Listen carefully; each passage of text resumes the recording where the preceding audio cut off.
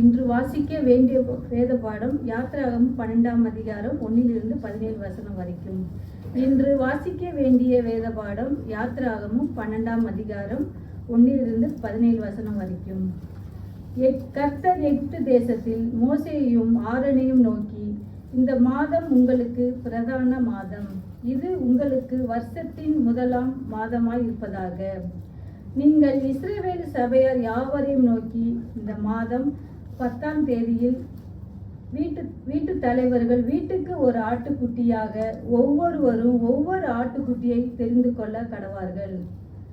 ஒரு வீட்டில் இருக்கிறவர்கள் ஒரு ஆட்டுக்குட்டியை புசிப்பதற்கு போதுமான பேர்கள் இராமல் போனால் அவனும் அவன் சமீபத்தில் இருக்கிற அவனுடைய அயல் வீட்டுக்காரனும் தங்களிடத்தில் உள்ள ஆத்துமாக்களின் லெக்கத்துக்கு தக்கதாக ஒரு ஆட்டுக்குட்டியை தெரிந்து கொள்ள வேண்டும். அவன் புசிப்பதற்கு லெக்கம் பார்த்து ஆட்டுக்குட்டியை தெரிந்து கொள்ள வேண்டும். அந்த ஆட்டுக்குட்டி பழுதற்றதும் ஆணும் ஒரு வயதுமாய் இருக்க வேண்டும். செம்பலி ஆடுகளிலாவது வெள்ள ஆடுகளிலாவது அதை தெரிந்து கொள்ளலாம். அதை இந்த மாதம் 14ஆம் தேதி வரைக்கும் வைத்திருந்து இஸ்ரவேலின் சபையில் ஒவ்வொரு கூட்டத்தாரும் சாயங்காலத்தில் அதை அடித்து அதன் இரத்தத்தினால் கொஞ்சம் எடுத்து தங்கள் அதை புசிக்கும் வீட்டு வாசல் நிலைக்கால்கள் இரண்டிலும் நிலையில் மேல் சட்டத்திலும் தெளித்து அன்று ராத்திரியிலே அதன் மாம்சத்தை நெருப்பினால் சுட்டு புளிப்பில்லாத அப்பத்தோடும் கசப்பான கீரைகளோடும் அதை புசிக்க கடவார்கள். பச்சையாயிலும் தண்ணீரில் அவிக்கப்பட்டதாயிலும் அல்ல, அதன் தலைகளையும் அதன் தொடைகளையும் அதற்குள்ள யாவையும் ஏகமாய் நெருப்பினால் சுட்டதாய் அதை புசிப்பீர்களாக. அதிலே ஒன்றையும் விடிய காலம் மட்டும் மீதியாய் வைக்காமல், விடிய காலம் மட்டும் அதிலே மீதியாய் இருக்கிறதை அதை அக்கினினால் சுட்டு எரிப்பீர்களாக. அதை புசிக்க வேண்டிய விதமாவது, நீங்கள் உங்கள் அறைகளில் கச்சை கட்டி கொண்டும் உங்கள் கால்களில் பாதரட்சை தொடுத்து கொண்டும் உங்கள் கைகளில் தடி பிடித்து கொண்டும் அதை தீவிரமாக புசிக்க கடவீர்கள். அது கர்த்தருடைய பஸ்கா. அந்த ராத்திரியிலே நான் எகிப்து தேசம் எங்கும் கடந்து போய் எகிப்து தேசத்தில் உள்ள மனிதர்கள் முதல் மிருக ஜீவன்கள் மட்டும் முதல் பேராய் இருக்கிறவர்கள் எல்லாம் அதம் பண்ணி எகிப்து தேவர்கள் மேல் நீதியை செலுத்துவேன். நானே கர்த்தர். நீங்கள் இருக்கும் வீடுகளில் அந்த இரத்தம் உங்களுக்காக அடையாளமாய் இருக்கும். அந்த இரத்தத்தை நான் கண்டு உங்களை கடந்து போவேன். நான் எகிப்து தேசத்தை அழிக்கும் போது அழிக்கும் வாதை உங்களுக்குள்ளே வராதிருக்கும். அந்த நாள் உங்களுக்கு நினைவுகூறுகிற நாளாய் இருக்க கடவது. அதை கர்த்தருக்கு பண்டிகையாக ஆசரிப்பீர்களாக. அதை உங்கள் தலைமுறை தோறும் நித்திய நேமமாக ஆசரிக்க கடவீர்கள். புளிப்பில்லாத அப்பத்தை 7 நாள் அளவும் புசிக்க கடவீர்கள். முதலாம் நாளில் தானே புளித்த மாவை உங்கள் வீடுகளிலிருந்து நீக்க வேண்டும். முதலாம் நாள் தொடங்கி 7ஆம் நாள் வரைக்கும் புளித்த அப்பம் புசிக்கிறவன் எவனோ அந்த ஆத்துமா இஸ்ரவேலில் இருந்து அறுப்புண்டு போவான். முதலாம் நாள் பரிசுத்த சபை கூடுதலும் 7ஆம் நாளிலும் பரிசுத்த சபை கூடுதலும் இருக்க வேண்டும். அவைகளில் ஒரு வேலையும் செய்யப்படலாகாது. அவர் சாப்பிடுவதற்கு தேவையானதை மாத்திரம் உங்களால் செய்யப்படலாம். புளிப்பில்லாத அப்ப பண்டிகையை ஆசரிப்பீர்களாக. இந்த நாளில்தான் நான் உங்கள் சேனைகளின் எகிப்து தேசத்திலிருந்து புறப்பட பண்ணினேன். ஆகையால் உங்கள் தலைமுறை தோறும் நித்திய நேமமாக இந்த நாளை ஆசரிக்க கடவீர்கள். இது தேவனுடைய வசனம். தேவனுக்கு ஸ்தோத்திரம். Praise the Lord, brothers and sisters. கர்த்தர் நல்லவர், அவருடைய கிருபை என்றும் உள்ளது. நாம் இப்பொழுது ஈஸ்டர் காலத்திலே இருக்கிறோம். சென்ற வாரம் கிறிஸ்துவனுடைய உயிர்த்தெழுதலை நாம் கொண்டாட கர்த்தர் கிருபை செய்தார். Jesus is alive. இயேசு உயிரோடு இருக்கிறார். இந்த உயிர்த்தெழுந்த பண்டிகையை நம்ம பார்க்கும்போது அது ஒரு நிலநடுக்கத்திற்கு நம்ம சமமாய் பார்க்க கூடும்.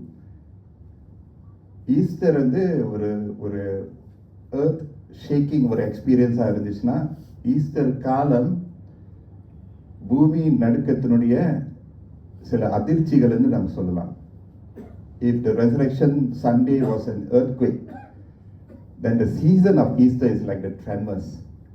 பூமி அதிர்ச்சிகள். So this Easter season என்று நமக்கு வந்து வழங்கப்பட்டிருக்கிறது. Why? So that we will take a bit more time to linger around the cross. அந்த சிலுவையை அப்படியே நம்ம வந்து விட்டு விடாதபடி, அந்த ஈஸ்டருடைய அந்த மேன்மையை நம்ம விட்டு விடாதபடி தான் அந்த ஈஸ்டர் காலம் என்று ஒதுக்கப்பட்டிருக்கிறது. Just to be around the cross and see how Christ has marvelously conquered death, conquered sin and give us life. So இந்த நாள் என்னுடைய செய்தியின் தலைப்பு the power of the blood, இரத்தத்தின் வல்லமை.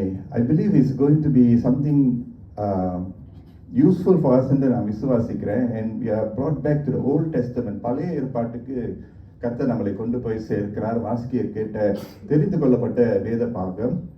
கர்த்தர் தெளிவாக மோசேவுக்கும் ஆரோனுக்கும் இஸ்ரவேல் கூட்டத்தாருக்கு, எகிப்திலே இருக்கக்கூடிய இஸ்ரவேல் கூட்டத்தாருக்கு கர்த்தர் தெளிவான சில காரியங்களை கர்த்தர் சொல்லுகிறார், சில இன்ஸ்ட்ரக்ஷன்ஸ் கர்த்தர் கொடுக்கிறார்.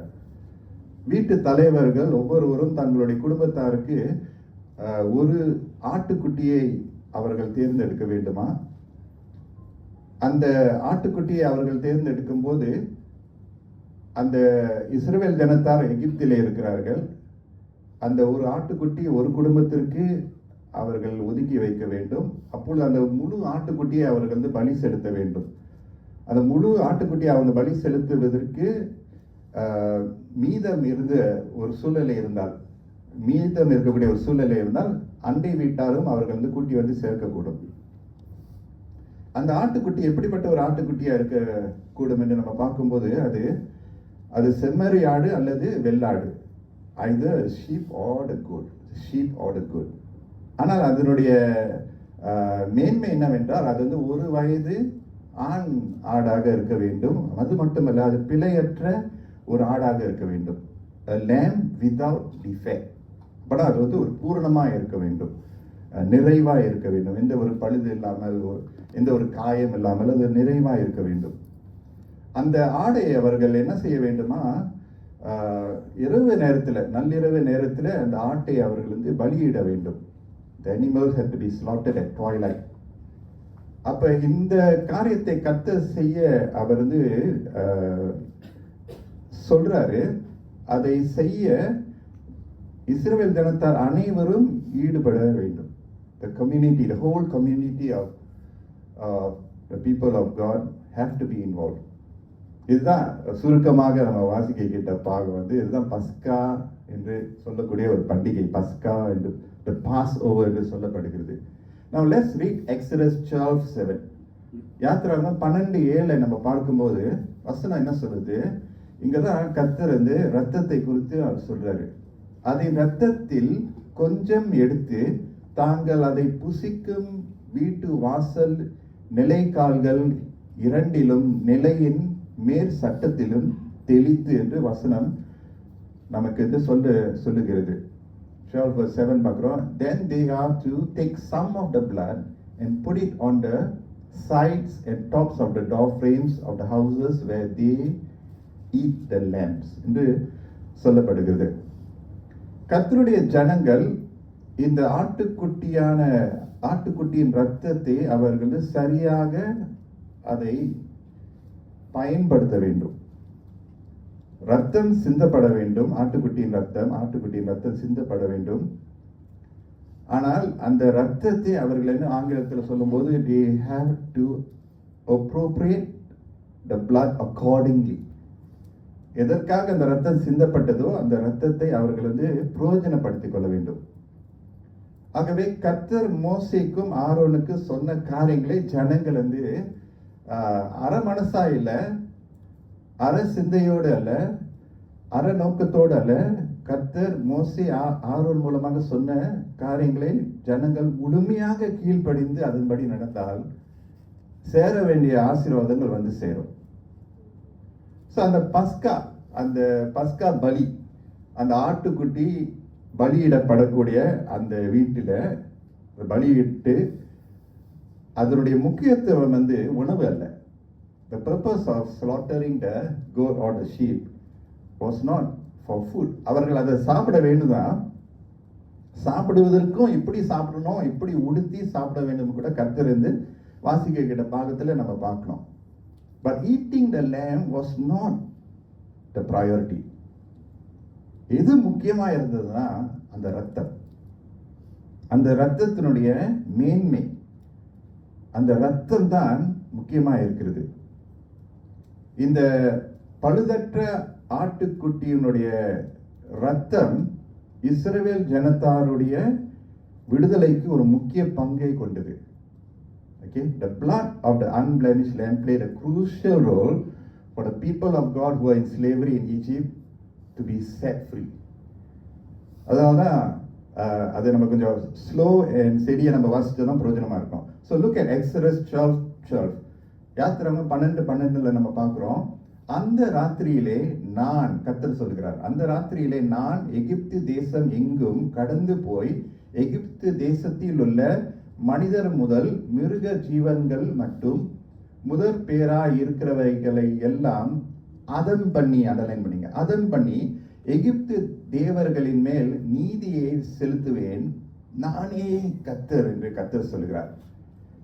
நீங்கள் இருக்கும் வீடுகளில் அந்த ரத்தம், கூட்டிட்டு கொள்ளுங்க, அந்த ரத்தம் உங்களுக்காக அடையாளமாய் இருக்கும். அந்த ரத்தத்தை நான் கண்டு உங்களை கடந்து போவேன். நான் எகிப்து தேசத்தை அழிக்கும் போது அழிக்கும் வாதை உங்களுக்குள்ளே வராது இருக்கும். ஹல்லேலூயா. கர்த்தர் மிகவும் வல்லமை உள்ளவர், பராக்கிரமசாலியாய் இருக்கிறார். வேதம் என்ன சொல்லுகிறது? அவர் அதம் பண்ணுகிறார். He decides to strike. When God strikes, he is very decisive. கர்த்தர் அழிக்குமாறு, அவர் செயல்படுமாறு அவர் தீர்மானம் பண்ணினார் என்றால் மறு பேச்சில். When God strikes, he is very decisive. அந்த நாள் இஸ்ரவேல் ஜனத்தாருடைய குறிப்பிடக்கூடிய ஒரு நாளாய், மறக்க முடியாத ஒரு சம்பவமாக இன்றைக்கு வரைக்கும் பேசப்படுகிறது. இஸ்ரவேல் ஜனத்தினுடைய விடுதலை. அப்ப கர்த்தர் என்ன செய்வார் என்றால், அந்த வீடுகளிலே பூசப்பட்ட ஆட்டுக்குட்டியின் ரத்தம், அந்த வீடுகளுடைய வாசலுடைய அந்த ஃப்ரேம்ஸ், சைட், அந்த டாப்ல டோர் ஃப்ரேம்ல பூசப்பட்ட ஆட்டுக்குட்டியின் ரத்தம் பூச சொன்னார்ல, ஆட்டுக்குட்டியின் ரத்தம் பூசப்பட்ட அந்த வீடுகளிலே கர்த்தர் என்ன செய்வாரா, அங்கே அவர் கடந்து போவார். உங்களை கடந்து போவேன் என்று கர்த்தர் சொல்கிறார். உங்களை கடந்து போவேன். I will pass over. அதுதான் pass over. I will in a way I will skip you guys. அழிவை நான் கொண்டு வருவேன், நான் செயல்படுவேன், ஆனால் அந்த ரத்தத்தை நான் பார்த்தது நிமித்தம் நீங்க வாழுவீங்க. குடும்பங்கள் அந்த நாட்களிலே சந்ததியாரை கர்த்தர் விடுவிக்க, கர்த்தர் காப்பாற்ற அந்த ரத்தம் ஒரு முக்கிய பங்கு கொண்டதா இருக்கிறது. The families will live because not of their righteousness, அவங்களுடைய நீதி, அவங்களுடைய திறமை, அவங்களுடைய தாளந்துகள், அது இல்லை. குடும்பங்கள் எப்படி வாழுகிறது என்றால் ரத்தத்தின் நிமித்தமாக, அந்த ரத்தத்தினுடைய வல்லமை. அதுதான் இன்றைக்கு நீங்களும் நானும் கவனிக்கிறோம். Today, by God's grace, you and I need not do like what the Israelites did. They had to find the right fit for the sacrifice.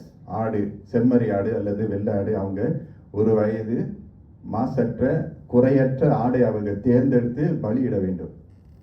இன்றைக்கு நீங்களும் நானும் அந்த ஆட்டுக்குட்டியை தேட வேண்டியதே இல்லை. பலி இடுவதற்காக, ரத்தம் சிந்துவதற்காக அந்த ஆட்டுக்குட்டியை தேர்ந்தெடுக்கவே அவசியம் இல்லை. ஆட்டுக்குட்டி யானவரே நம்ம இடத்துல வந்து விட்டார். ஹல்லேலூயா. தேவ ஆட்டுக்குட்டி யானவரே நம்ம இடத்துல வந்துட்டார். The great Paschal Lamb, the Lamb of God, He Himself came towards us. அவரே நம்ம மண்டையில வந்தார். God Himself became the sacrificial lamb. What a great message. God Himself தாமே பலியாக அவர் வந்தார்.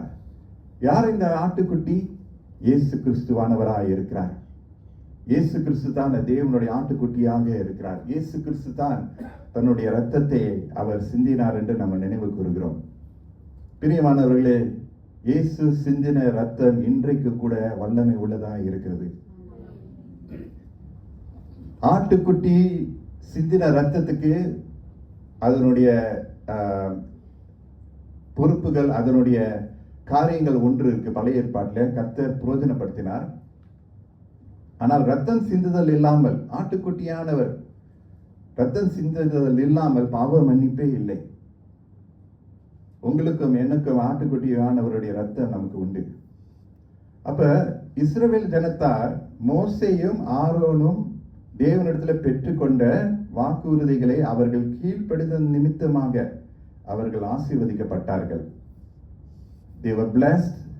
They went to the land of Canaan, even though they were going around a bit, but they were blessed because of their obedience to what God told them to do.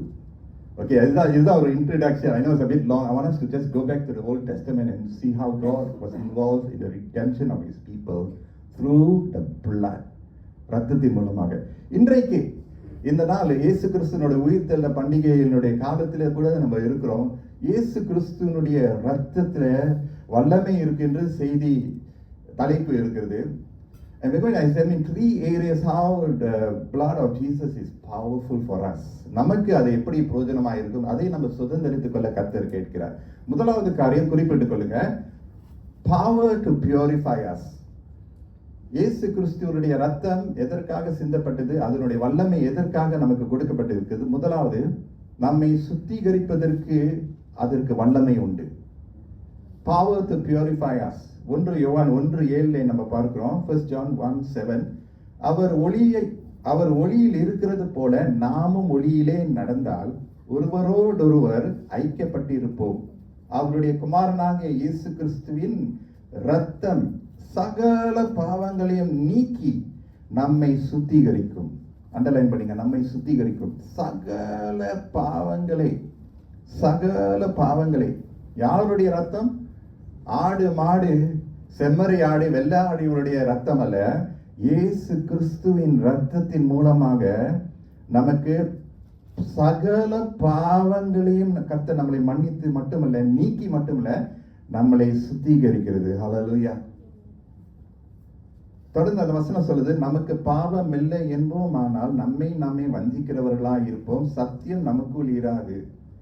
நம்முடைய பாவங்களை நாம் அறிக்கையிட்டால், if we confess our sins, பாவங்களை நமக்கு மன்னித்தது மட்டுமல்ல, எல்லா அநியாயத்தையும் நீக்கி நம்மை சுத்திகரிப்பதற்கு அவர் உண்மையும் நீதியும் உள்ளவராய் இருக்கிறார். நம்மை சுத்திகரிப்பதற்கு, very important word, so that he can cleanse us. Jesus' blood is powerful because the blood cleanses us. The blood only can cleanse us. நாம் பாவம் செய்யவில்லை என்போமானால் நாம் அவரை பொய்யராக்குகிறவர்களாய் இருப்போம். அவருடைய வார்த்தை நமக்குள் இராது. Hallelujah. See, the blood of Jesus is so powerful because he can do something that the earthly people can't do. நீங்களும் நானும் நம்முடைய பாவங்களை சுத்திகரிக்க நம்மளுக்கு அந்த வல்லமை இல்லை, நம்மளுக்கு அந்த ப்ராடக்ட்ஸ் இல்லை, நமக்கு அந்த வசதி இல்லை, நமக்கு அந்த கிருபை இல்லை. எந்த சவுக்காரமும் நம்மளை கழுவ முடியாது. சரீரத்திற்கு சவுக்காரம் அவசியம். லோஷன் போடுறோம், நம்மளுக்கு கிரீம் போடுறோம், நம்ம வந்து சரிப்படுத்திக்கிறோம் நம்மளுடைய சரீரத்திற்கு. ஆனால் நம்முடைய ஆவி ஆத்மாவுடைய கரைகளை, அதனுடைய அழுக்கை, அதனுடைய கேடை கழுவதற்கு இயேசு கிறிஸ்துவனுடைய ரத்தம் மட்டும்தான் முடியும். Only the blood of Jesus, nothing else.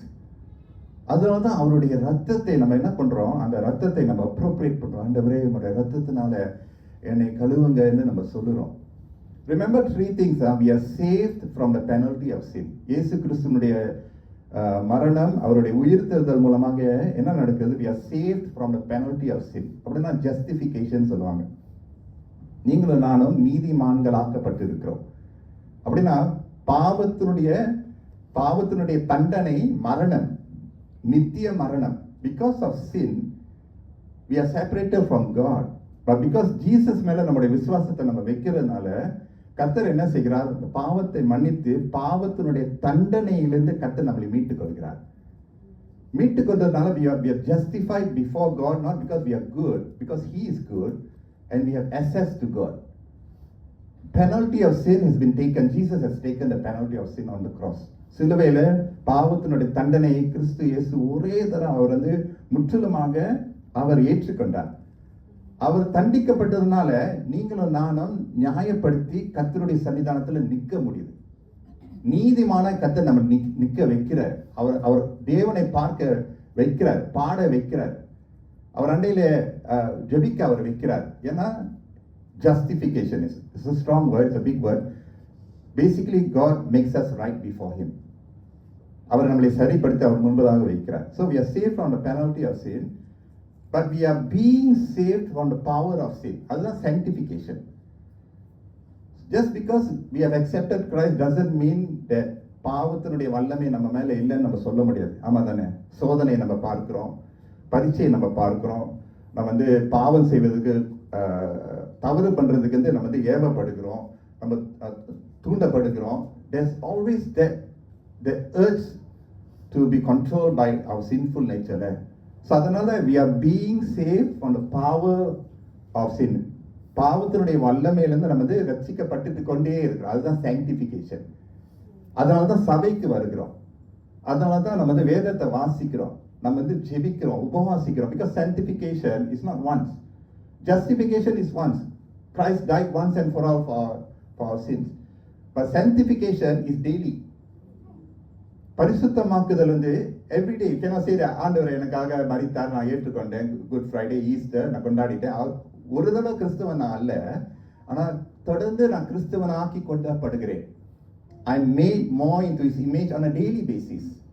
அதனால தான் இந்த sanctification சிலர் அதை மறந்துடுறாங்க. அது அந்த ப்ரோசஸ் நடைபெறுகிறது. அதுக்கு தான் இந்த இடத்துல நம்ம கூடி வந்திருக்கிறோம். Hallelujah. Because we need God to continuously work in us. Okay. மூன்றாவது நம்ம பார்க்க போறோம், we will be saved from the presence of sin. அதுதான் glorification. பாவத்தினுடைய பிரசனத்திலிருந்து நமக்கு ஒரு விடுதலை வரப்போகுது. அந்த அக்காண்டாத்தான். Unfortunately we still have to wait. மரணாத்தான்னு சொல்லி நம்ம எல்லாரும் வெயிட் பண்ணியிருக்கோம். Lord, when will you come? When will you come or we are taken up? அந்த presence of sin இருக்காது. பரலோக வாசலுக்குள்ள நம்ம போகும்போது பாவத்தினுடைய அந்த சுவாசமே இருக்காது, அந்த தொல்லையே இருக்காது. அங்கதான் glorification. ஒரு புதிய சரீரம் நமக்கு இருக்கு, இயேசுவோடு அப்படியே நம்ம இருப்போம். Hallelujah. அது ஒரு மேன்மை. But that is not yet. So we have justification, sanctification, glorification. The now and not yet சீசன்ல நம்ம இருக்கிறோம். இயேசுவோடு இருக்கிறோம், அதனால அதோடு அவரோடு அப்படியே நம்ம கர்த்தர் நம்மளை உருவாக்கி கொண்டே இருக்கிறார். இந்த பாவ சரீரம் தொடர்ந்து நம்முடைய வாழ்க்கையில் இருக்கிறது. We are still in the sinful flesh. ஆவியானவரோடு நம்ம இணைந்து கோஆபரேட் பண்ணி நம்ம என்ன செய்யறோம், நம்முடைய ஜெபங்களை எடுக்கிறோம். அதனால தான் confessional prayer, பாவ அறிக்கை ஜெபம்னு நம்மளுடைய ஆராதனை ஒழுங்குல நம்ம it is a confessional prayer. இயேசு கிறிஸ்துவினுடைய ரத்தத்தை நம்ம அப்ரோப்ரியேட் பண்றோம், அதை நம்ம சுதந்திரித்துக் கொள்கிறோம், அதை நம்ம பெற்றுக்கொள்கிறோம். அதனுடைய சத்தியத்தில் அதனுடைய மேன்மையை நம்ம உரிமை கொள்கிறோம். ஏன்னா அவருடைய ரத்தத்தின் மூலமாக சகல பாவங்கள் மன்னிக்கப்படுகிறது. மட்டுமல்ல, கர்த்தர் நம்மளை சுத்திகரித்துக் கொண்டே இருக்கிறார். There's no sin that God cannot forgive. We are not too dirty that God cannot cleanse us. Amen சொல்லுமா? நம்ம எல்லாம் கரை உள்ளவர்கள், நம்மளுக்கெல்லாம் பலவீனங்கள் இருக்கிறது. ஆனால் ஆண்டவருடைய ரத்தத்தின் நிமித்தமாக, அவருடைய ரத்தம் ஒரு லேசான ஒரு ரத்தம் இல்ல, சகலத்தியம் பாவங்களை மன்னித்து நம்மளை சுத்திகரிக்கக்கூடிய ஒரு ரத்தமாக இருக்கிறது. இன்றைக்கும் கூட கர்த்தர் நம்மளை சுத்திகரித்துக் கொண்டு இருக்கிறார். எத்தனை பேர் நம்புறீங்க? From the youngest in this church to the oldest, God is purifying us. வாலிப நாட்கள் மட்டும் அது டெம்டேஷன், அதனுடைய சுமைகள் இருக்க மட்டும் நினைச்சிடாதீங்க. முதியோர்களுக்கும் இருக்கு, எல்லா வயதுவர்களுக்கும் சோதனை, பரீட்சை நிச்சயமாக இருக்கும். ஆனால் ஆண்டவர் என்ன செய்கிறார்? நம்மளை பரிசுத்தப்படுத்தி நம்மளை தூய்மைப்படுத்தி கொண்டே இருக்கிறார். God is a pure God. How many of us know the word pure is so important? None of us will go to the supermarket and buy a milk that is impure. நம்ம super மார்க்கெட்ல மில்க்லாம் வாங்கும்போது contamination is a serious issue. Singapore, எந்த உலகத்தில் பார்த்தாலும் கூட food சேஃப்டின்னு எல்லா தேசத்துலையும் இருக்கு. In case we don't know. Singapore food agency இருக்கு, நேஷனல் என்வாயன்மெண்ட் ஏஜென்சி இருக்கு. ஏன் food safety is so important. Cannot just import food anyhow. தூய்மை வேணால. அப்போ அந்த உணவு தூய்மையாக இருக்கணும், அந்த எக்ஸ்பைரி டேட்லாம் கரெக்டாக இருக்கணும். அதோட இன்க்ரீடியன்ஸ் என்ன, அது வந்து எதுலேருந்து செய்யப்பட்டது, எங்கேருந்து வந்தது, வேர் வாஸ் த ரூட், எங்கேருந்து வந்த சீஸ் ஆர் மில்க், ஏன்னோ எந்த டெய்ரி ஃபார்ம்லேருந்து வந்தது, இதெல்லாம் ஆராய்ச்சி பண்ணி பார்த்து தான் நம்முடைய சூப்பர் மார்க்கெட்லாம் வருது. அப்போ நம்ம வாங்கும்போது கவனமாக தானே வரும். We cannot be contaminated by our body. Nobody will want to eat a food that is expired. பார்த்துக்கொண்டே செக் பண்ணிக்கிட்டே இருப்போம். இல்லை ஃபுட் பாய்சனிங் ஆகிடும், நம்மளுக்கு பாதிப்பு வரும். அதே போல நம்முடைய தேவன் ஒரு தூய்மையானவராக இருக்கிறார். எத்தனை பேர் ஆமென் சொல்லுவீங்க? We have to realize that God is pure. He is a pure God. அதனால தான் அவர் வந்து எல்லாவற்றிலும் அவர் பிரகாசிக்கிறார். ஒருவரும் சேரக்கூடாத ஆச்சரியமான ஒளியில வாசம் செய்கிறவர். He is the purest of the purest. But despite him being so pure and holy, he's mingling with sinful people like you and I. அவருடைய ரத்தத்தை நமக்கு கொடுக்கிறார். ராஜரிக ரத்தத்தை, சாதாரண ரத்தம், அவர் ரத்தத்தை நமக்கு கொடுக்கிறார். ஆகவே அந்த தூய்மை ரொம்ப ரொம்ப முக்கியம். Holiness or purity is so important. And that's what Jesus said. Remember what Jesus said in Matthew 5:8 ல பாருங்க. Matthew 5:8 பாத்தீங்கன்னா, இருதயத்தில் சுத்தம் உள்ளவர்கள் பாக்கியவான்கள். Blessed are those who are pure in heart. It doesn't finish there. It doesn't end there. He says, அவர்கள் தேவனை தரிசிப்பார்கள். Blessed are those who are pure in heart. They will see God. In this world, நம்ம யாரெல்லாம் பார்க்கணும்னு ஆசைப்படுறோம், பாடகர்கள், நடிகர்கள், பிரபலங்களை நம்ம பார்க்க ஆசைப்படுறோம். I tell you something, there's nothing like seeing God. not ஒரு லிட்ரல் சீயிங் இல்ல, அது வந்து ஒரு உறவை காண்பிக்கிறது. You are in connection with your God. அதனுடைய மேன்மையை நம்ம பெற்றுக்கொள்ளும். அதுக்குனுடைய குவாலிஃபிகேஷன் என்னன்னா பரிசுத்தம், தூய்மை. இன்னொரு வேத இடத்துல நம்ம பார்க்கிறோம், பரிசுத்தம் இல்லாமல் ஒருவனும் தேவனை தரிசிக்க கூடாது. Without holiness no one can see God. அப்ப பரிசுத்தத்தை நம்ம எந்த இடத்துல நம்ம வாழ்க்கையில வைத்திருக்கோம் நம்ம நினைச்சு பார்க்கணும். We as a church, as a people of God, men and women here, அநேக ஆண்கள் பெண்கள் இங்க நம்ம கூடி வந்திருக்கிறோம். What is our desire in life? நம்முடைய வாழ்க்கையுடைய பல வாஞ்சைகள் இருக்கலாம். Praise the Lord for that. Career advancement, பதவி உயர்வு, ஒரு புதிய வாகனத்தை வாங்க வேண்டும், ஒரு புதிய இடத்துல நம்ம தங்க வேண்டும், பல லட்சியங்கள் நம்முடைய வாழ்க்கையில இருக்கலாம், பல டிசையர்ஸ். இந்த லட்சியங்கள் நல்லது. Why not? I'm not saying minus all these. Enjoy life is important, but not at the expense of purity. மறுபடியும் நான் சொல்றேன், enjoy life. God is not a strict master to say that you have rules and regulations, you can't do this, can't do that. No, he's not there. He gives us a parameter to live. Enjoy your life, but not at the expense of purity. எத்தனை பேர் ஆமென் சொல்லுங்க? I want us to get this very clearly. God doesn't restrict us from living our lives the way we want to live. No, but not at the expense of purity, because he shed his blood to make us pure. அவருடைய ரத்தத்தை சிந்தி அவருடைய ரத்தத்தினால் நம்ம மூடப்பட்ட ஒரு வாழ்க்கையை வாழத்தான் கத்து நம்மளை அழைக்கிறார். அதனாலதான் நம்ம பூமியில வாழ்ற வரைக்கும் நம்ம வந்து கண்ட மாதிரி வாழவே முடியாது. முன்ன வாழ்ந்திருக்கலாம், முன்ன வாழ்க்கை அப்படி வாழ்ந்திருக்கலாம். ஆனா இயேசுவை அறிந்த உடனே நம்ம ஆண்டவர்கிட்ட நம்ம கேட்கறதெல்லாம் என்ன தெரியுமா? ஆண்டவரே, என்னுடைய கண்களை தூய்மைப்படுத்துக. Lord, please purify my eyes. எதை நான் பார்க்கிறேன், what I perceive with my eyes. ஆண்டவரே, என்னுடைய கரங்களை தூய்மைப்படுத்துங்க, என்னுடைய கால்களை தூய்மைப்படுத்துங்க. நான் போக வேண்டிய இடத்துக்கு மட்டும் நான் போயிட்டு வந்துடணும். வேலைக்கு போறானா வேலை முடிஞ்சு வீட்டுக்கு வரானா, சபைக்கு போறானா சபைக்கு போறானா, மனைவியோடு இருக்கிறானா, பிள்ளைகளோடு இருக்கிறானா, சற்று நண்பர்களோடு நேரம் செலவழிக்கிறானா, எந்த இடத்துக்கு நான் போனோமோ அந்த இடத்துக்கு போயிட்டு வந்துடணும். ஆண்டவரே, அதுதான் தூய்மை, அதுதான் பாராமீட்டர்ஸ், அதுதான் கர்த்தர் விருப்பப்படுகிறவருடைய ஒரு வாழ்க்கையா இருக்கிறது. பிரியமானவர்களே, அநேக தாய் தகப்பன்மார்கள் இங்கு நம்ம இருக்கிறோம். நம்முடைய பிள்ளைகளை பல விதமாக நம்ம வளர்க்கலாம், நல்லதுதான். ஆனா தூய்மையோடு வளர்க்கிறதுக்கு கர்த்தர் நம்மளை அழைக்கிறார். அது ஆண்டவருடைய ரத்தத்தினால்தான் கூடும். There is power in the blood of the shed.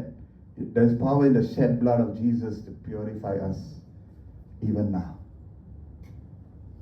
கர்த்தருடைய ஊழியத்தை நம்ம செய்யும்போது எப்படி நம்ம செய்ய வேண்டும்? ஆண்டவரே, தூய மனதோடு தூய மனசாட்சியோடு நான் ஊழியத்தை செய்ய எனக்கு கிருபை செய்யுங்கன்னு நம்ம சொல்ல வேண்டும்.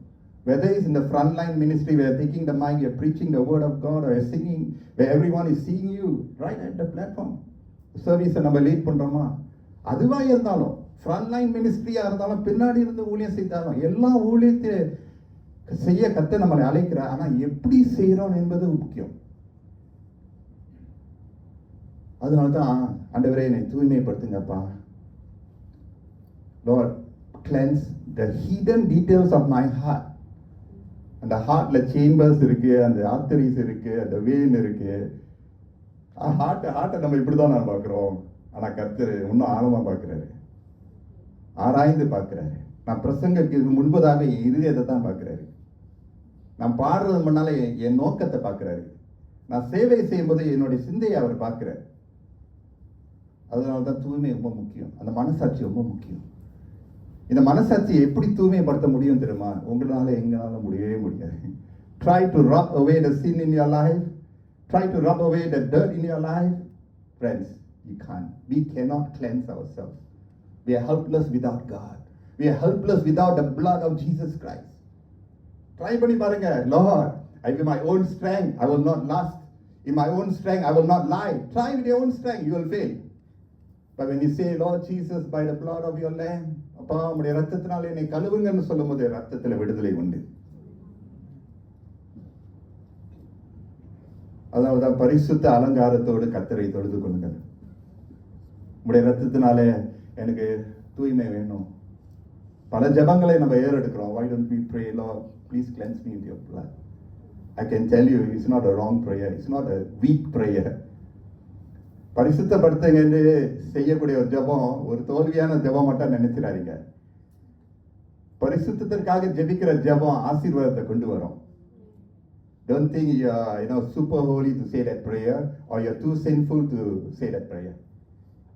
All of us need to say that prayer of confession. Lord, please cleanse me. Please, Lord, wash me. அப்படின்னு நம்ம ஏறெடுக்கணும். அதை தான் தாவீது செய்கிறார். தாவீது யாரு? ஒரு மேய்ப்பன். ஆடுகளை மேய்த்தவன் அரசனாகிறார். The shepherd king. What did David pray? Psalm 51 verse 7. நீர் என்னை ஈசோப்பினால் சுத்திகரியும். அண்டர்லைன் பண்ணுங்க. சுத்திகரியும். Cleanse me with hyssop.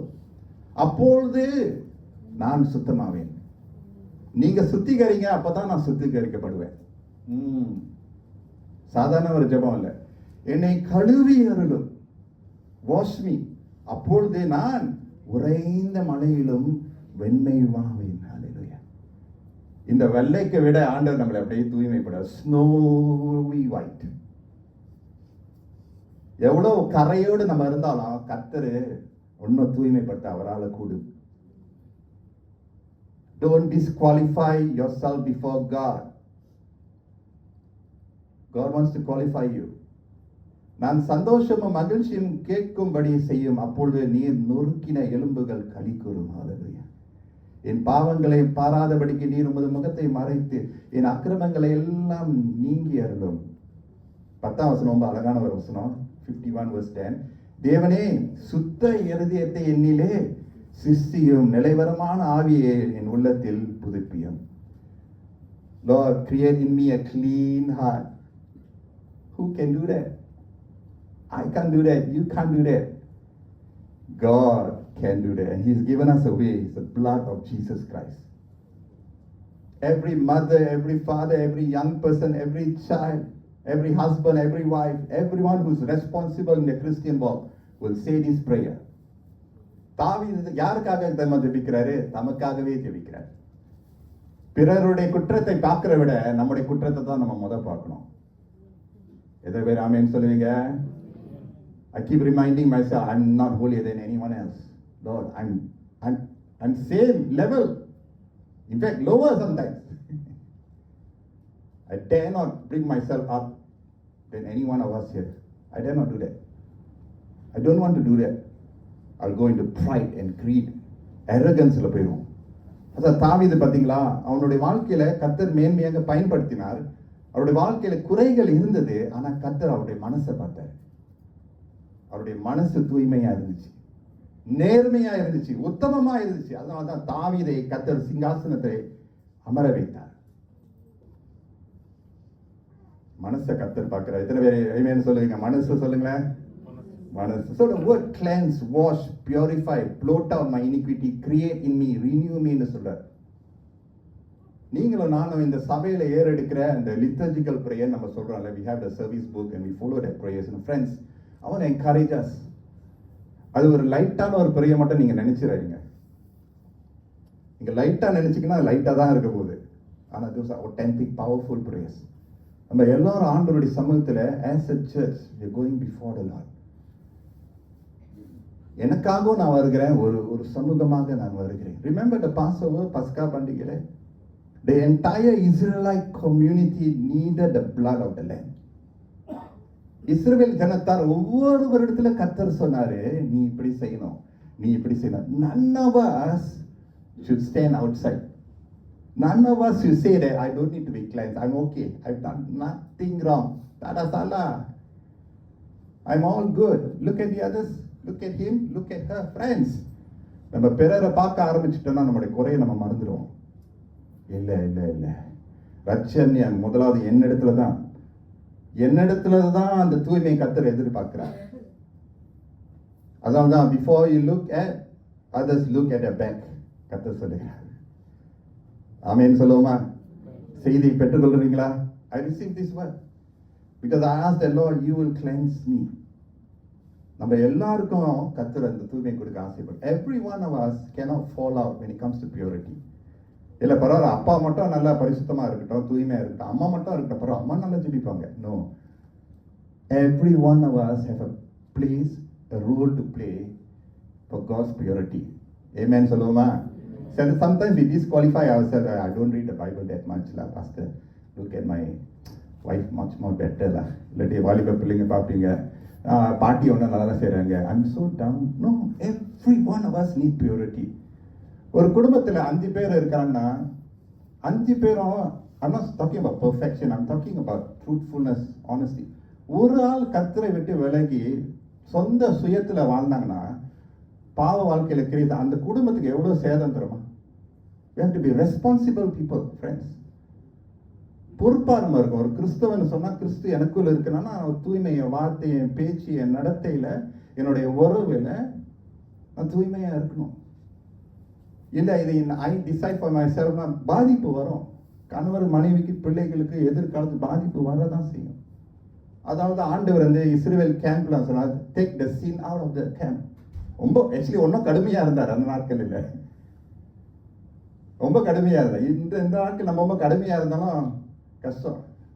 But we must be responsible. God wants to purify us. And we have the blood of Jesus. Amen சொல்லுமா? இயேசு கிறிஸ்துவினுடைய ரத்தம் நம்மளை அப்படியே சுத்திகரிக்கட்டும். அதுதான் purity. First point, power to purify us. சுத்திகரிங்க ஆண்டவர். வேலை இடத்துக்கு போறீங்களா? You know your workplace is so secular, so difficult. You come to church, it's so holy. You go to work, all vulgarity, all backbiting, greed, jealousy. What do? Do you conform to their standards? Don't. Sorry, I will be my Lord's. I cannot conform. நீங்க பேசுறீங்க, பேசிட்டு போங்க. நீங்க சதி பண்றீங்க, சதிட்டு போங்க. I have to be different. ஆலயத்தில் மட்டும் நான் ஒருவன், மற்ற இடத்துல நான் மற்றொருவனா? In the church is all glory, outside is all another story ன்னு சொல்லுவாங்க. No. God will be with us. Amen சொல்லுவா? The second point is power to protect us. இயேசு கிறிஸ்துவினுடைய ரத்தம் நம்மளை பாதுகாக்குகிறது. இஸ்ரவேல் ஜனத்தாருக்கு மோசே, ஆரோன் மூலமாக கர்த்தர் பேசின காரியத்துக்கு அவர்கள் கீழ்ப்படிதலின் நிமித்தமாக அவர்களுக்கு பாதுகாப்பு வழங்கப்பட்டது. Exodus 12:24. இந்த காரியத்தை உங்களுக்கும் உங்கள் பிள்ளைகளுக்கும் நித்திய நியமமாக கை கொள்ள கடவீர்கள். கர்த்தர் சொன்னபடி ஒரு குடும்பம், இரு குடும்பம் அல்ல, ஒரு சந்ததியை கீழ்ப்படியும் போது you have to follow through faithfully. இஸ்ரவேல் புத்திரர் போய் அப்படியே செய்தார்கள். கர்த்தர் மோசேக்கும் ஆரோனுக்கும் கட்டளையிட்டபடியே செய்தார்கள். ஏமேன் சொல்லுமா? அப்படியே செய்தார்கள், கட்டளையிட்டபடியே செய்தார்கள். சொன்னபடி செஞ்சா ஆசீர்வாதம் தான் வரும். சிலர் வந்து ஆலோசனைக்கு வருவாங்க, ஆனா ஆலோசனை பாதியா கெட்டுட்டு போயிடுவாங்க. மோசேயும் ஆரோனும் சொன்ன ஆலோசனைப்படி அவங்க செயல்பட்டதுனால கர்த்தர் என்ன செய்கிறார்? பாதுகாப்பை கொடுக்கிறார். எக்ஸோடஸ் 12:50 பாத்தீங்கன்னா, இப்படியே இஸ்ரவேல் புத்திரர் எல்லாரும் செய்தார்கள். ஆமென் சொல்லுமா? அதனாலதான் எல்லாருக்கும் பங்கு உண்டு. எல்லாரும் செய்தார்கள். கர்த்தர் மோசேக்கும் ஆரோனுக்கும் கட்டளைப்படியே செய்தார்கள். அன்றைய தினமே, ஆமென் சொல்லுமா? எக்ஸோடஸ் 12:51 அன்றைய தினத்திலே, அன்றைய தினமே கர்த்தர் இஸ்ரவேல் புத்திரரை அணி அணியாய் எகிப்து தேசத்திலிருந்து புறப்பட பண்ணினார். ஹல்லேலூயா. இயேசு கிறிஸ்துவின் ரத்தத்தினால் நமக்கு பாதுகாப்பு இருக்கிறது. அந்த பாதுகாப்பு எப்படி கிடைத்தது? கீழ்ப்படிதல் மூலமாக. அந்த ரத்தத்தை என்ன செய்யுங்க? பூசுங்க. இப்படி செய்யுங்க. இப்படி செஞ்சாதான் பாதுகாப்பு. மோசே ஆரோன் மூலமாக வந்த தேவனுடைய செய்தியை அவர்கள் கீழ்ப்படிந்தார்கள். கர்த்தர் சில நேரத்துல அவருடைய தாசர்கள் மூலமாக பேசுவார். அது வந்து நம்ம லேசா நினைச்சிடவே கூடாது. இந்த திக்கு வாங்கி என்ன சொல்றதுக்கு, இவங்க என்னுடைய வாழ்க்கை பத்தி என்ன தெரியும் சொல்லிட்டு நம்ம விளக்கிட்டோம்னா அதனுடைய விளைவுகளை நம்ம சந்திக்க வேண்டியதா இருக்கும். Everyone in the community, individual, family, household, everyone obeyed God's clear instruction. What was the clear instruction? அந்த ரத்தத்தை இந்த டோர் ஃப்ரேம்ஸ்ல, சட்டத்துல மேலும் கீழும் பக்கத்துல நீ பூச வேண்டும் சொல்லி, உன் வீட்டுல நீ பூசு. ஆட்டுக்குட்டியின் ரத்தத்தினால நம்முடைய எதிரிகளை நம்ம ஜெயிக்க முடியும். பிரியமானவர்களே, never think that we do not need protection. Slumber ஸ்லொப்பியா வந்துடவே கூடாது. அதனாலதான் ஈஸ்டர் முடிஞ்சிருச்சு, ஈஸ்டர் காலம் இருக்கு. the tremor effect, every one of us need protection. நினைச்சிடக்கூடாது. அதனாலதான் நம்ம ப்ரொடெக்ஷன், நம்ம கவரேஜ் என்ன செய்யறோம்? நம்ம வந்து இன்க்ரீஸ் பண்ணிட்டு இருக்கோம். கம்ப்யூட்டர் பார்க்கிறவங்க உங்களுக்கு கவரேஜ் இருக்கு. You have your antivirus and it prompts you to extend your antivirus. கம்ப்யூட்டருக்கே பாதுகாப்பு தேவைப்படுதுதா பாத்தீங்களா? நம்மளுடைய இன்சூரன்ஸ் கவரேஜ் என் பண்ணுதா? என்ன செய்யறோம்? நம்ம எக்ஸ்டெண்ட் பண்றோம். நமக்கு ஆண்டவருடைய பாதுகாப்பு ஒவ்வொரு நேரம், ஒவ்வொரு நிமிடம், ஒவ்வொரு நொடி பொழுதும் அவசியமா இருக்கிறது. அந்த பாதுகாப்பு எப்படி கிடைக்குதுன்னா, இந்த பிசாசானவன் மனுஷனுடைய ஸ்டிங் தெரியுமா? அந்த ஸ்டிங் ஆஃப் த பீ, அதை மேற்கொள்வதற்கு ஆட்டுக்குட்டியானவருடைய ரத்தம் மூலமாகவே தான். வெளிப்படுத்தல் 12, 10, 11 பார்க்கும்போது, ரெவலேஷன் 12, 10 and 11, அப்பொழுது வானத்திலே ஒரு பெரிய சத்தம் உண்டாகி, இப்பொழுது இரட்சிப்பும் வல்லமையும் நமது தேவனுடைய ராஜ்யமும் அவருடைய கிறிஸ்துவின் அதிகாரமும் உண்டாயிருக்கிறது. இரவும் பகலும் நம்முடைய தேவனுக்கு முன்பாக நம்முடைய சகோதரர் மேல் குற்றம் சுமந்து பொருட்டு அவர்கள் மேல் குற்றச்சாட்டுகிறவன் தாழ தள்ளப்பட்ட போவான். மரணம் நேரிடுகிறதா இருந்தாலும் அதற்கு தப்பும்படி தங்கள் ஜீவனையும் பாராமல் ஆட்டுக்குட்டியின் இரத்தத்தினாலும் தங்கள் சாட்சியின் வசனத்தினாலும் அவனை ஜெயித்தார்கள். ஆட்டுக்குட்டியானவருடைய ரத்தம், the blood of Jesus protects us. எதிரியானவனிடத்துல நமக்கு பாதுகாப்பு கர்த்தர் நமக்கு கொடுக்கிறார். சத்ருவானவனிடத்துல கர்த்தர் பாதுகாப்பு நமக்கு கொடுக்கிறார். You know, Satan is defeated at Calvary. Kalvari மலையிலே பிசாசானவன் தோற்கடிக்கப்பட்டான். ஆனாலும் அவன் தோற்கடிக்கப்பட்டாலும் அவனுடைய கிரியைகள் இன்னும் இருக்கிறது. அவனுடைய கிரியைகள் இன்னும் இருக்கிறது. He is still waging war to steal our devotion from God. He is still an enemy. He is still waging war. அதனால்தான் பவுல் சொல்லுகிறார், ஒரு உண்மையான கிறிஸ்துவை பின் செல்கிற ஒரு போர் சேவகர். He likens a Christian to a soldier. நல்ல போர் சேவகனாக கிறிஸ்துவுக்காக தீங்கு அனுபவி. As a good soldier, you and I are a soldier. We have to rise up for battle. ஆனா அந்த பேட்டில் நம்ம பலத்துல ஜெயிக்காதபடி அவர் நம்மளுக்கு ஜெயத்தை கொடுக்கிறார். ஆமென் சொல்லுமா? எபேசியர் புத்தகத்தில் பாத்தீங்கன்னா, stand firm, put on the armor of God, stand firm, he is going to battle for us. அவருடைய ரத்தத்தினால கர்த்தர் நமக்கு முன்பாக செய்து போராட்டத்தை போராடி ஜெயிப்பார். நம்ம அவருடைய சித்தத்தில், அவருடைய பாதுகாப்பில் இருக்க கர்த்தர் நம்மளை அழைக்கிறார். Do you know life is a war zone, especially those who want to follow Jesus Christ. It's a war zone, but you know what? He will victor. He will win. அவர் ஜெயிப்பாரு. அவர் ஜெயித்தது நிமித்தமாக நீங்களும் நானும் முற்றிலும் ஜெயம் கொண்டவர்களாக இருக்கிறோம். ஆமென் சொல்லுவோமா? I want to introduce Psalms 91 to all of us. Psalms 91 is a psalm of protection. எப்போல்லாம் நமக்கு பாதுகாப்பு வேண்டுமோ, ரத்தத்தினுடைய பாதுகாப்பு வேண்டுமோ, வசனத்தினுடைய பாதுகாப்பு, தேவனுடைய பாதுகாப்பு வேண்டுமோ, இந்த சங்கீதத்தை நம்ம வாசிப்போமாங்க. Young and old, we can read these psalms and ask God to protect us. கர்த்தர் நம்மளை நமக்கு பாதுகாப்பை வழங்குவார். I want to just read these psalms responsively. Psalms 91, we have a Bible, you can turn to it. And நான் தமிழ்ல வந்து odd verses நான் வாசிக்கிறேன், நீங்க மறு உத்தரவு கொடுங்க. Shall we all do that as a church? Ask that God will protect us by the precious blood of Jesus. All right? Psalms 91 verse 1 and the odd verses நான் வாசிக்கிறேன், நீங்க ரெஸ்பாண்ட் பண்ணுங்க. Okay? Psalms 91. உன்னதமானவரின் மறைவில் இருக்கிறவர் சர்வ வல்லவருடைய நிழலில் தங்குவான்.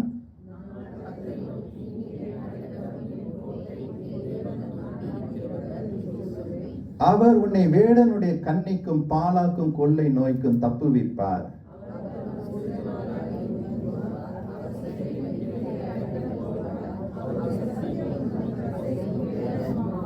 இரவில் உண்டாகும் பயங்கரத்துக்கும் பகலில் பறக்கும் அம்புக்கும்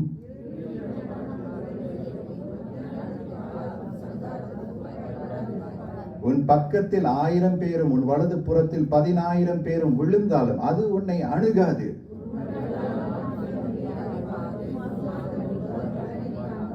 எனக்கு அடைக்கலமாய் இருக்கிற உன்னதமான கர்த்தரை உனக்கு தாபரமாக்கி கொண்டாய்.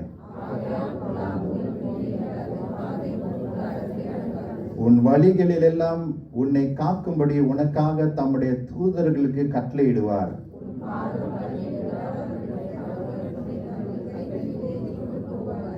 சிங்கத்தின் மேலும் விரியன் பாம்பின் மேலும் நீ நடந்து பால சிங்கத்தையும் வலு சர்ப்பத்தையும் மிதித்து போடுவாய்.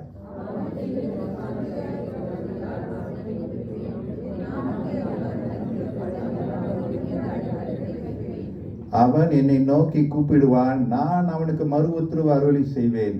ஆபத்திலே நானே அவனோடு இருந்து அவனை தப்புவித்து அவனை கனப்படுத்துவேன். சேர்ந்து நீடித்த நாட்களாய் அவனை திருப்தியாக்கி என் ரட்சிப்பை அவனுக்கு காண்பிப்பேன். Hallelujah. Second point, the power of the blood is the power to protect us. நம்மளை பாதுகாப்பு. மூன்றாவது பார்க்கும்போது the power of the blood gives us the power to progress. நம்மளை முன் செல்வதற்காக இந்த ரத்தம் நமக்கு சிந்தப்பட்டது. யாத்திராகமம் 12:50-51 மறுபடியும் வாசிக்கிறேன். Exodus 12:50-51 அழகா ஃபாலோ பண்றீங்க. Praise the Lord. Power to progress us. இப்படியே இஸ்ரவேல் புத்திரர் எல்லாரும் செய்தார்கள். கர்த்தர் மோசேக்கும் ஆரோனுக்கும் கட்டளையிட்டபடியே செய்தார்கள். அன்றைய தினமே, ஹalleluya, அன்றைய தினமே கர்த்தர் இஸ்ரவேல் புத்திரரை அணியா எகிப்து தேசத்திலிருந்து புறப்பட பண்ணினார். It's a very, very powerful word. Okay? All the Israelites did just what the Lord had commanded Moses and Aaron, and on that very day the Lord brought the Israelites out of Egypt by their divisions. இது ஒரு precious drama. On that very day. விடுதலை எப்ப கிடைக்குதுன்னா கீழ்ப்படிதலின் நாள். The day of obedience is the day of progress. ஒருவேளை நம்ம நினைக்க என் வாழ்க்கை ஏன் இங்கே இருக்கு, ஸ்டெக்னா இருக்கு, ஏன் வந்து இதுக்கு மேல போக மாட்டுது, அப்படியே போற மாதிரி இருக்கா, நான் வந்துடுது. என்ன தெரியுமா அந்த சீக்ரெட்? என்ன தெரியுமா? கீழ்ப்படிதல். அந்த ரத்தத்தின் மூலமாக, சிந்தப்பட்ட ரத்தத்தின் மூலமாக இயேசு கிறிஸ்து நமக்கு நித்திய ஜீவன் வருங்காலத்துல மட்டுமில்ல, இந்த பூமியில நல்ல ஒரு நிறைவான வாழ்க்கை வாழ கர்த்தர் நம்மளை ஒரு இடத்துல இருந்து இன்னொரு இடத்துக்கு கொண்டு போய் சேர்க்கிறார். The blood of Jesus does not leave us stranded in unbelief, in hurt, in depression, in sorrow, in defeat. இயேசு கிறிஸ்துவனுடைய ரத்தம் நம்மளை என்ன செய்யறதுன்னா, கல்வாரி மலையிலே நம்மளை அப்படியே சோகமாக நிற்க வைக்கல. ஆனா அவருடைய ரத்தத்தின் மூலமாக, அவருடைய ரத்தத்தினுடைய மேன்மை மேல நம்ம நம்பிக்கை வைக்கும் போது the blood of Jesus makes us progress. இருளிலிருந்து வெளிச்சத்துக்கு ஒரு ப்ரோக்ரஷன், அடிமைத்தனத்திலிருந்து விடுதலைக்கு ஒரு ப்ரோக்ரஷன், பாவ கட்டிலிருந்து நீதிக்காக பிழைக்கிறது ஒரு ப்ரோக்ரஷன். ஹalleluya. கண் குருடாய் இருக்கிறது, கண் பார்வை கிடைக்கிறது, ப்ரோக்ரஷன். தோல்வியிலிருந்து வெற்றிக்கு கர்த்தர் அப்படியே நம்மளை சுமந்து போய் வைக்கிறார். ஹalleluya. பாவம் செய்கிறவனாக இருந்து பரிசுத்தவானாக மாற்றப்படுகிறான். From a sinner to a saint. நீங்களும் நானும் உன்னதமானவருடைய குமாரன் குமாரத்திகளாக கர்த்தர் ஒரு நிலையிலிருந்து இன்னொரு நிலைக்குள்ள நம்ம கர்த்தர் கொண்டு வருகிறார். அல்லேலூயா சொல்லுமா. இயேசு கிறிஸ்துவுடைய ரத்தம் நம்மளை முன் செல்ல வைக்கும். ஆமென் சொல்லுங்க. அவருடைய ரத்தத்தின் மேல நம்ம நம்பிக்கை வைக்கிறதுனால எகிப்திலே நம்ம இருக்க வேண்டியது அவசியம் இல்லை. முன்னுமுறுக்கிட்டு புறம்பே பேசிக்கிட்டு அடிமையிலே இருந்து சண்டை போட்டுக்கிட்டு சச்சரவு பண்ணிக்கிட்டு திசை தெரியாமல் அப்படியே அங்கேயே சுத்திக்கிட்டு இருக்கிறது இல்லை. அவர் ரத்தத்து மேல நம்ம முழு நம்பிக்கை வைக்கும் போது, அவருடைய ரத்தம் நம்ம மேல ஒவ்வொரு நாளும் இருக்கும்போது, சேர வேண்டிய கானாலுக்கு கர்த்தர் நம்மளை சேர்க்க வைப்பார். அந்த கானான்ல என்ன தரமா இருக்கிறது? பாலும் தேனும் ஓடுகிற ஒரு தேசம். கர்த்தர் அவருடைய ரத்தத்தினால நமக்கு செழிப்பை வைத்திருக்கிறார். ஆமீன் சொல்லுவோமா. அவர் மேல அவருடைய ரத்தம் சிந்தினதை நம்ம அசட்டை பண்ணாமல் அவர் சொல்றபடி நம்ம செய்யும் போது, நீங்களும் நானும் அறியாத நிலையில, நம்ம கேட்காத நிலைமையில கூட கர்த்தர் நம்மளை ப்ரோக்ரஸ் பண்ண வைப்பார். God will make us progress. அதை தான் இஸ்ரவேல் ஜனத்தார்கள் கண்டார்கள். அந்த ரத்தத்தில் ஜீவனுள்ள ரத்தம், வல்லமையான அந்த ரத்தம் நம்ம இருக்கிற வண்ணமாக இந்த ஆண்டை நம்ம முடிக்கும் போது we must be able to look back and say, நம்ம வாய் சாட்சி சொன்னோம், அவருடைய ரத்தத்தினால எனக்கு அப்படியே ஆண்டவர் பாதையை திறந்து கொடுத்தார். Hallelujah. The blood of Jesus is very powerful. It makes us progress. சென்ற வாரம் ரொம்ப ஒரு வெரி வெரி டிஃபிகல்ட் வீக்காக இருந்துச்சு எனக்கு. நான் நினைச்சேன் இப்போ ஆண்டவரே, எஸ்பெஷலி பாம் சண்டே முடிஞ்ச உடனே ஸோ ஆக்சுவலி அந்த பாம் சண்டேல தான் நான் அறிக்கையிட்டேன் ஹீலிங் சர்வீஸ். 2 சர்ச்சில், எங்கேயும் உட்லண்ட்ஸ் சர்ச்லையும் நான் அறிக்கையிட்டேன் ஹீலிங் சர்வீஸ். அந்த பாம் சண்டேலேருந்து துவங்கினது இந்த பிடிவாதமான ஒரு பிடிச்சிச்சு எனக்கு. Viral flu was so bad, really very bad. I was so concern. ஏன்னா வாஸ் அ ஹோலி வீக். அந்த holy week is very important week. Because people come to God. ஒரு நியூ லைஃப், ஒரு நியூ ஸ்டார்ட்க்கு வருவாங்க. I have to be there as a shepherd. I have to be there. நல்லா இருக்கிறனோ இல்லையோ, God, you have to heal me. ஆண்டவரே என் சுகத்தை கொடுங்க. So டாக்டரை பார்த்து ஆன்டிபயோட்டிக்ஸ்லாம் எடுத்துட்டு சரியா வேலை செய்யல. ஆக்சுவலி மாண்டி டர்ஸ்டேலாம் அவர் struggle but God gave the grace. Good ஃப்ரைடேனா இன்னும் கிரேஸை கொடுத்தாரு. கிருபை மேல கிருபை கொடுத்தார். ப்ரோக்ரஸ் பண்ண கர்த்தர் வைத்தார். நானே ஒரு சாட்சி. ஆமேன்னு சொல்லுங்களேன். நானே ஒரு சாட்சி. கர்த்தர் என்னை ப்ரோக்ரஸ் பண்ண வச்சார். And then Saturday I had to go and take a stronger antibiotics. Saturday I had to really rest for Sunday. உயிர் தெழுந்த பண்டிகை நான் பிரசவப்பட்டு இருக்கேன். ஆண்டவர் என் இடத்துல சுகப்படுத்திட்டு இருக்கிறார். You know how difficult, but I felt God's power on me. It was not me, really, honestly. It has never been me. It's Him. And why I'm saying that is, many of us who are seated here, we are progressing not because of our own talent. We're progressing because of Jesus' blood. அவருடைய ரத்தத்தினால தான் எவ்வளோ மடிந்து போயிருக்க வேண்டியது, வியாதியில தவித்து இருக்க வேண்டியது, சாபத்துல அழிந்து போய் இருக்க வேண்டியது, சோகத்துல அப்படியே மூழ்கி போயிருக்குது. ஆனா அவருடைய ரத்தத்தினால கர்த்தர் நம்மளை அமர வைத்திருக்கிறார், பாட வைக்கிறார், பிரசங்கத்தை கேட்க வைக்கிறார். அவருடைய ரத்தத்தினுடைய மேன்மை, somehow he makes us progress. சில நேரத்தில் நம்ம நினைப்போம், I do not know how I arrived to today. இன்னைக்கு வந்தது எனக்கு எப்படின்னு தெரியல. எந்திரமா அவருடைய ரத்தம், அவருடைய ரத்தத்துல அந்த ஜீவன் இருக்கு. சிந்தப்பட்ட ரத்தத்தை நம்ம appropriate பண்ண கர்த்தர் நம்ம இடத்துல அழைக்கிறார். So today the power of the blood, power to purify, protect, progress us. And I want to just leave us with one verse, Hebrews 10 verse 29. நேரம் இருந்துச்சு எங்க வீட்டில் போய் வாசிங்க. How this blood of Jesus நம்ம அசட்டை பண்ணக்கூடாதுன்னு வசனம் இருக்கு. நேரம் இல்லை அதை பத்தி பேசுறதுக்கு. But I want us to just read this verse and take the blood of Jesus as it is important, serious, consequential in our life. Hebrews 10:29 பார்த்தீங்கன்னா, தேவனுடைய குமாரனை காலின் கீழ் மிதித்து தன்னை பரிசுத்தம் செய்த உடன்படிக்கையின் ரத்தத்தை அசுத்தம் என்று எண்ணி கிருபையின் ஆவியை நிந்திக்கிறவன் எவ்வளவோ கொடிதான ஆக்கினைக்கு பாத்திரவனாய் இருப்பான் என்பதை யோசித்து பாருங்கள். It talks about the seriousness of the blood of Jesus and we shouldn't take it for granted. We live our life சொந்த இஷ்டம் போல நம்ம வாழக்கூடாதுன்னு சொல்லி அந்த வசனம் சொல்லுது. அந்த ரத்தத்தினுடைய மேன்மை அறிந்து கொண்டு தேவனுக்காக நம்ம வாழ கர்த்தர் நம்மை நடத்துவாராக. Shall we pray? I'm just going to take a 1 minute or two, just ask that the Lord will impress in our hearts அந்த செய்தி we hear a sermon 30 40 45 minutes. ஆனா ஆண்டவர் வந்து ஒரு மண்ணா வச்சிருப்பார், ஒரு காரியத்தை உங்களை வந்து ஸ்பார்க் பண்ண வைப்பார். ஒரு அந்த அந்த அந்த அந்த வார்த்தை வந்து உங்களுடைய மனசுல அப்படியே பதியும். You can resonate with that word and that word is for you. இந்த 40 minutes நீங்க வந்து கவனமா கேட்டிருக்கீங்க. I really praise God for that. But God's word, when it goes, it doesn't return void. சேர வேண்டிய இருதயத்துல சேர்ந்து அது செய்ய வேண்டியதை செய்து அவரிடத்துல திரும்புமா. அப்படி செய்வதற்கு செயல்படுவதற்கு நம்முடைய இருதயம் நல்ல நிலமா இருந்தால் இஸ்ரேல் ஜனத்தார் எப்படி கர்த்தர் மோசே ஆபிரகாம் ஆரோனோடத்துல சொன்னபடி அவங்க செய்த நிமித்தமாக, அதுதான் நல்ல நிலம். கர்த்தர் ஹல்லேலூயா போக வேண்டிய இன்று துவங்கி இந்த கர்த்தர் சொல்கிறார், அந்த நாளிலே கர்த்தர் கிருபை செய்வார். இன்றைக்கு ஆண்டவர் இயேசு கிறிஸ்துவினுடைய ரத்தத்தை தூஷணம் பண்ணிவிட்டோம் என்றால், அவரை துரோகம் பண்ணிவிட்டோம் என்றால், ஆண்டவரே have mercy on me Lord, your blood is so important in my life. hallelujah. ரத்தத்தோடு நம்ம சம்பந்தப்படுத்தப்படுகிறோம். அவருடைய ரத்தம் நம்ம மேல வைக்கப்பட்டது நிமித்தமாக தேவன் நம்ம மேல செலுத்த வேண்டிய ஆக்கினி வராதபடி கர்த்தர் கடந்து போனார். He passed over. Praise the Lord. Hallelujah. I'm going to say a prayer, but I want to say a prayer of purity over us.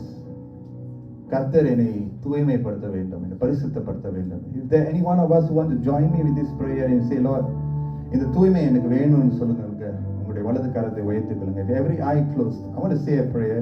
I'm praying for myself and I'm praying for all of us. Hallelujah. Hallelujah. I want us to just in our hearts pray to the Lord. அவருடைய ரத்தம் நம்மளை கழுவட்டும். கழுவுங்க அப்பா, சுத்திகரிங்க, பரிசுத்தப்படுத்துங்க. சிந்தை, என்னுடைய வார்த்தை, என்னுடைய எண்ணம், என்னுடைய சுவாபம், என்னுடைய குணம் பரிசுத்தப்படுத்துங்க. கர்த்தருடைய ரத்தம் நம்ம மேல வைக்கப்படும் போது அதனுடைய நன்மை, அதனுடைய மேன்மை, அதனுடைய ஆசீர்வாதங்களை நம்ம சுதந்திரித்துக் கொள்வோம். Hallelujah. Thank you Jesus. Thank you அப்பா, உம்முடைய ரத்தத்தின் நிமித்தமாக ஆண்டவரே. Thank you Jesus அப்பா. உம்முடைய ரத்தம் ஜெயம், உம்முடைய ரத்தம் ஜெயம், உம்முடைய ரத்தம் ஜெயம், உம்முடைய ரத்தம் ஜெயம், உம்முடைய ரத்தம் ஜெயம், ரத்தம் ஜெயம், ரத்தம் ஜெயம், ரத்தம் ஜெயம். ஆட்டுக்குட்டியானவருடைய ரத்தத்தை சுதந்திரித்துக் கொள்வோமாக. நன்றி அப்பா. வார்த்தை நல்ல நிலத்துல இருந்து பல நல்ல கனிகளை கொண்டு வர நீங்க கிருபை செய்யுங்க ஆண்டவரே. இந்த வாரம் முழுவதுமாக ஆண்டவரே, எவ்வளவு சோதனை பரீட்சைகள் எங்க வாழ்க்கையில வந்தாலும் ஆண்டவரே, உங்களுடைய செய்தியின்படி நாங்கள் நடக்க எங்களுக்கு உதவி செய்யும். நீங்க சொன்னவாறு நாங்கள் நடக்க எங்களுக்கு உதவி செய்யுங்க அப்பா. பிள்ளைகளை வாழாக்காமல் தலையாக்குங்க ஆண்டவரே. தலை நிமிர்ந்து நடக்க உதவி செய்யுங்க அப்பா. சவால்களை சந்திக்க நீதியா வாழ உதவி செய்யுங்க அப்பா. ஹல்லேலூயா, ஹல்லேலூயா, ஹல்லேலூயா. உங்களுடைய கரத்துல நாங்கள் ஒப்பு கொடுக்கிறோம் அப்பா. ஆசீர்வதிங்க, வழி நடத்துங்க. இயேசுவின் மூலம் ஜெபிக்கிறோம் எங்க நல்ல பிதாவே. Amen. Praise the Lord.